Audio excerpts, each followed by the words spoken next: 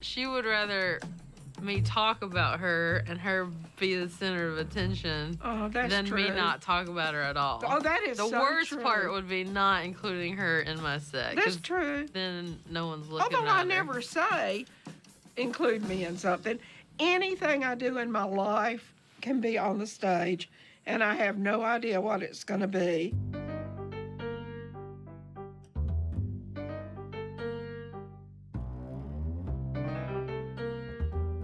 Anytime she's come to a live show and I start talking about her, you can just immediately see her perk up and she'll go, that's true. That story's true. That happened. Yep. Sure, I've embarrassed her.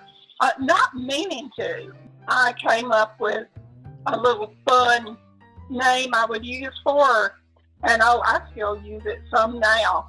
And I would say, in addressing her, I would say, mooches, pooches, and cream. So I was in junior high, I'm not sure, 7th or 8th grade, and I was playing softball. My mom came to the fence right before the game, and she goes, smooches, pooches, and cream. And my friends turned to me like, she calls you smooches, pooches, and cream. My friends even made a song where they go smooches, pooches, cream. My mom is such a big part of my life, obviously. I think mothers and daughters have that relationship. So I think from day one when I started writing comedy, it was always like jokes about my mom. They were always kind of coming to the forefront of my brain. My mom was trying to get me to dress more like a little lady. And for some reason, her vision of what a little lady should dress like was that she would put me in these like power suits.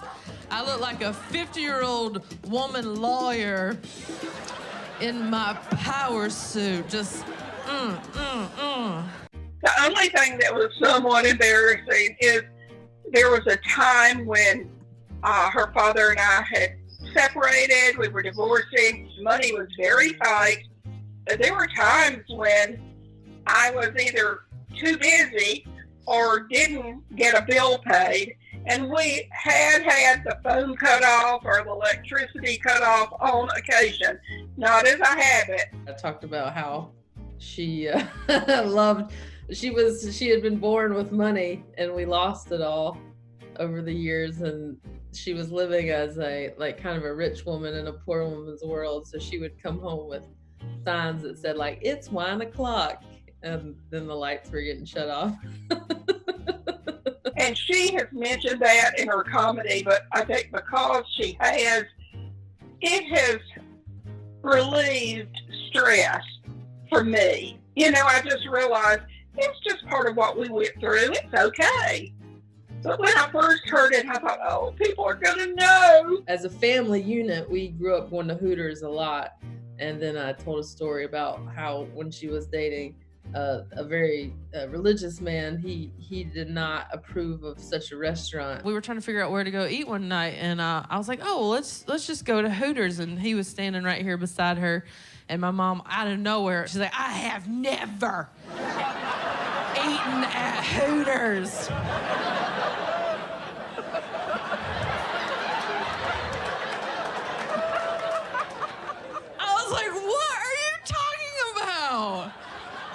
My babysitter was a Hooters waitress. No.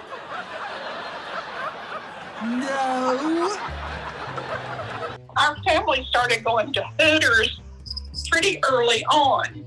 And so it was just a family thing. Honestly, I love the chicken wings. And to this day, Hooters has my favorite wings. You can always tell when my mom's tipsy because she'll stick one finger out just like this and start dancing like this. Just judging people while she's dancing. She would ask for a whiskey sour and double cherries. I'm not much of a drinker, but give me a whiskey sour on the rocks if I'm to really celebrate. Man, I know my mom pretty well. I had no idea. And I did find out something about whiskey sours. When I ordered, I would always say double cherries. because I love the cherries. They'll soak up the drink. And one particular time when I ordered double cherries, well, it turned out that the waitress thought I had meant double, but not cherries. I wondered how many times I had been having a double all those years. I thought maybe that's why I love whiskey sour so much. She enjoys attention. Just say I'm a good sport. You're a good sport. Thank you. And you like attention. Well, that's true.